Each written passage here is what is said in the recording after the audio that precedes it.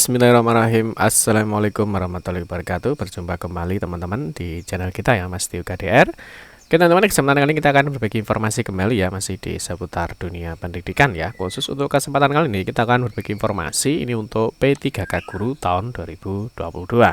Di kesempatan kali ini kita akan berbagi ya, mungkin bagi teman-teman yang kemarin sudah dinyatakan mendapatkan formasi atau penempatan, tentunya teman-teman harus melakukan beberapa persiapan ya, termasuk di sini ada 8 dokumen atau berkas yang wajib disiapkan ya.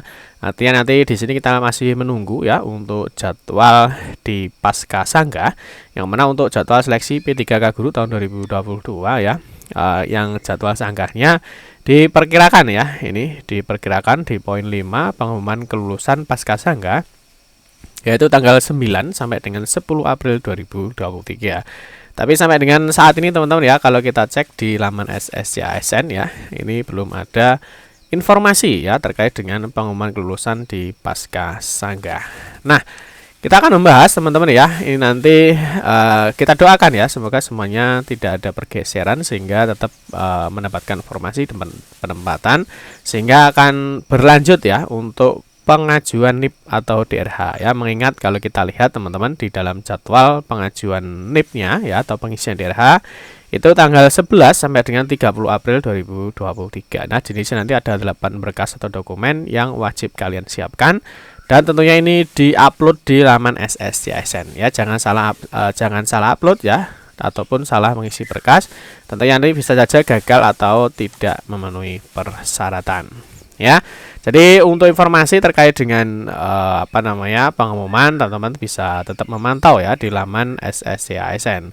Terus untuk saat ini ya, emang tampilannya masih seperti ini ya. Jadi di dalam tampilan ini belum ada perubahan ya. Jadi kita masih menunggu informasi terkait dengan hasil pasca sangga ya. Nah, untuk itu teman-teman silahkan simak video ini sampai dengan selesai dan semoga informasi ini bermanfaat. Baik rekan-rekan semua, kita ingatkan kembali ya, bagi kalian yang baru pertama kali ya bergabung di channel ini atau mungkin baru melihat channel ini, jangan lupa ya klik tombol like ya, silahkan klik tombol subscribe dan bunyikan lonceng notifikasinya ya, biar Anda selalu mendapatkan informasi pertama kali dari kami. Bagi kalian yang suka baca berita, silahkan kunjungi saja di laman resmi kita mastiukdr.com. Di sini kita akan berbagi informasi ya, khususnya di seputar dunia pendidikan. Selamat menikmati informasi dari kami dan semoga informasi ini bermanfaat ya untuk kita semua. Oke, kita lanjutkan teman-teman ya. Jadi ada 8 dokumen atau 8 berkas yang wajib kalian siapkan. Tentunya ini untuk rekan-rekan yang nantinya diumumkan ya dalam pengumuman di pasca sangga. Tentunya nanti akan dilanjutkan dengan pengajuan NIP atau pengisian daftar riwayat hidup ya. Oke, yang pertama kita lihat dulu seperti yang sudah kita jelaskan bahwa untuk jadwal seleksi P3K tahun 2022 ya, ini untuk pengisian DRH atau P3K-nya ini waktunya cukup singkat ya, mengingat ini juga akan ada cuti bersama ya. Mulai tanggal 19 itu sudah ada cuti bersama. Jadi untuk penyiapan berkas tentunya teman-teman juga harus lebih cepat ya. Nah, mengingat ada cuti bersama di Hari Raya Idul Fitri ya, sehingga teman-teman mungkin ya bisa melihat dulu berkas-berkas apa yang perlu kalian siapkan. Oke, yang pertama teman-teman untuk tampilan di laman SSCASN tentunya belum ada perubahan. Nah, nantinya teman-teman ketika nanti sudah pengumuman dan nanti waktu pengisian daftar riwayat hidup ya, tentunya nanti akan ada muncul satu menu seperti ini. Ya, dia akan muncul menu seperti ini ya. Di sini ada selamat. Ini atas namanya Anda lulus seleksi P3K Guru ini tahun 2022 ya. Ini kita ambil tahun 2021 kemarin. Di sini adalah tahap selanjutnya, itu adalah pengisian daftar riwayat hidup atau DRH bagi yang lulus untuk diusulkan ya penetapan nomor induk P3K. Ini harap memantau jadwal pengisian daftar riwayat hidup. Apakah Anda ingin melanjutkan pengisian daftar riwayat hidup dan pemberkasan CASN? Nah, di sini nanti teman-teman ada 2 opsi ya. Nah, ini ada opsi iya, artinya melanjutkan pengisian daftar riwayat hidup ya, mengupload berkas dan sebagainya. Tetapi apabila teman-teman ini memilih tidak ya, nah ini kalau teman-teman memilih tidak, ini artinya teman-teman mengundurkan diri ya, jadi tidak melanjutkan di proses pemberkasan atau pengajuan NIP. Paham ya? Terus berikutnya ini ada 8 berkas penting untuk pengisian DRH atau pengajuan NIP. Yang pertama teman-teman, tentunya di dalam laman SSCSN nanti ada 6 tahap ya, atau ada 6 step. Ini mulai dari pengisian data perorangan ya, pengisian data pendidikan, pekerjaan, keluarga, organisasi, dan juga ada upload dokumen. Nah, di sini yang penting itu adalah penguploadan dokumen-dokumen ya. Nah, mengingat nanti selain penguploadan dokumen ya, di sini juga ada isian data yang sangat banyak sekali. Nah, di dalam sini nanti teman-teman ya, di sini nanti ada beberapa jenis dokumen itu yang harus kalian isi, di-scan dan juga harus di-upload ya. Terus yang pertama, nah di sini nanti untuk 8 bekas dokumen. Yang pertama ya, ini kita contoh untuk di tahun kemarin ya, 2021. Di sini untuk kelengkapan dokumen usul penetapan P3K guru yang harus diunggah oleh pelamar yaitu, nah ini ya. Yang pertama ini adalah surat lamaran. Nah, surat lamaran ini yang ditujukan kepada gubernur ya ataupun bupati. Ini disesuaikan dengan daerahnya masing-masing ya. Ini disesuaikan dengan daerah masing-masing. Ini kalau misalkan kita kasih contoh ini untuk Gubernur Jawa Timur. Nah, ini sebagaimana contoh terlampir dan ditandatangani dengan tinta hitam serta ditempel materai 10.000. Nah, yang B ya, yang kedua, nah ini adalah pas foto terbaru ya, menggunakan pakaian formal warna putih dengan latar belakang berwarna merah bagi yang berhijab memakai jilbab warna hitam ya. Terus yang berikutnya di poin 3 ini ada scan ya, ijazah dan transkrip nilai asli yang digunakan sebagai dasar melamar jabatan. Jadi kemarin tentunya teman-teman sudah mengupload ya untuk ijazahnya. Nah, ini juga disiapkan ya. Artinya untuk mengisi ijazah ini nanti ya kalian siapkan mulai dari SD sampai dengan yang terakhir ya, karena nanti di pengisian data riwayat hidup ini akan diisikan untuk riwayat ijazahnya. Yang poin 4 teman-teman di sini adalah daftar riwayat hidup atau DRH yang telah ditandatangani oleh pelamar dan bermaterai 10.000. Nah, ini nanti untuk 4 ya, ini nanti setelah pengisian itu nanti teman-teman harus mencetak ya. Setelah itu ditandatangani, dikasih materai baru nanti diupload ulang. Ini pengisian daftar riwayat hidup ini dilakukan secara online ya di laman SSCASN.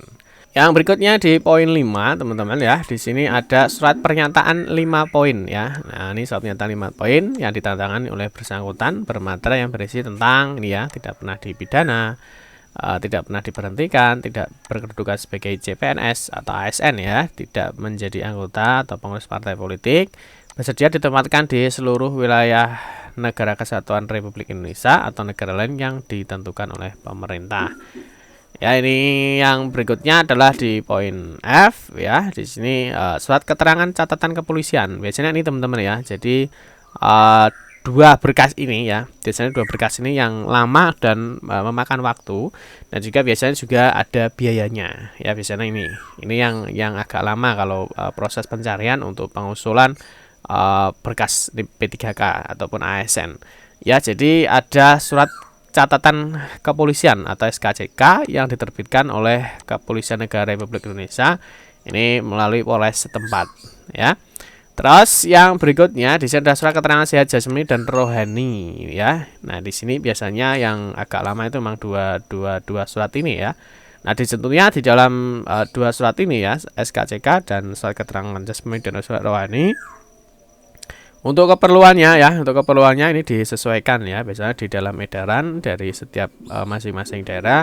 Di sini sudah dijelaskan ya, misalkan untuk persyaratan pengangkatan P3K guru ya, misalkan di sini tahun 2022 kemarin, ataupun nanti teman-teman bisa melihat untuk redaksinya atau isiannya itu sesuai dengan edarannya masing-masing ya.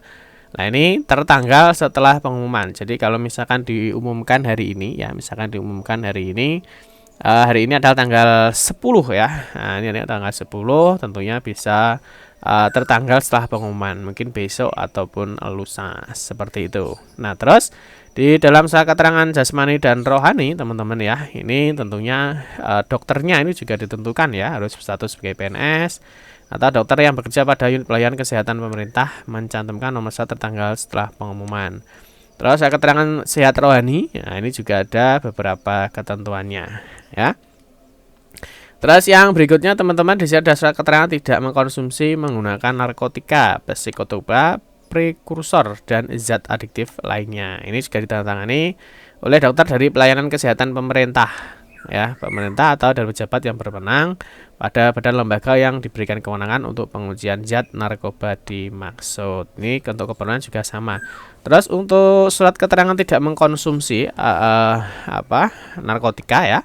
Nah, di sini juga minimal, ya, ini zat adiktif yang diujikan, ya, minimal 4 macam, ya. Ada metamfetamin, amfetamin, morfin dan juga THC atau marijuana. Ini apabila salah satu pilihan tersebut tidak tersedia di unit pelayanan kesehatan pemerintah setempat, dapat diganti dengan alat dan tes lainnya. Jadi ini juga teman-teman nanti ketika minta surat keterangan tidak mengkonsumsi narkotika, itu juga teman-teman harus melihat apakah ada 4 komponen ini apa tidak, ya. Dan yang terakhir tentunya adalah foto dan scan seluruh dokumen persyaratan asli dan berwarna. Ingat, ya, jangan sampai hitam putih, ya. Nah, ini harus terlihat, terbaca dengan jelas, tegak lurus, tidak miring, dengan ketentuan format dan ukuran masing-masing file sebagaimana diatur dalam portal SSCASN. Dari keseluruhan berkas ini nanti, ya, tentunya harus diupload di laman SSCASN, ya. Nah, nanti di dalam pengisian daerahnya, ya, dalam pengisian daftar riwayat hidupnya, tentunya teman-teman di sini tadi, ya, sudah kita jelaskan ada 6 step, ya. Ada 6 step dari mulai pengisian data perorangan, pendidikan, pekerjaan, ya, keluarga, organisasi dan juga dokumen, ya. Nah, terus ini nih nanti, ya, teman-teman, di dalam pengisiannya ini untuk riwayat pendidikan, ya, ini yang diminta dari pertama dari sekolah dasar ini sampai terakhir, ya. Nah, ini misalkan ada S1, S2 ataupun S3-nya, itu semuanya diinputkan. Dan yang berikutnya untuk khusus di organisasi, ya. Jadi untuk di bagian organisasi ini nanti juga dimasukkan, ya, untuk nomor SKCK-nya, ya, tanggal SKCK, terus pejabat penandatanganan, terus ada nomor surat keterangan sehat jasmani rohani, terus ada nomor dokter dan seterusnya, ya. Ini ada nomor surat keterangan untuk bebas nafsa, tanggalnya, terus penandatangannya dan sebagainya. Jadi teman-teman ini bisa dipersiapkan untuk mencari berkas-berkas yang dipersyaratkan. Dan yang terakhir teman-teman, ini nanti di poin 6 atau unggah dokumen, ya. Di sini ada di poin 6 ada unggah dokumen.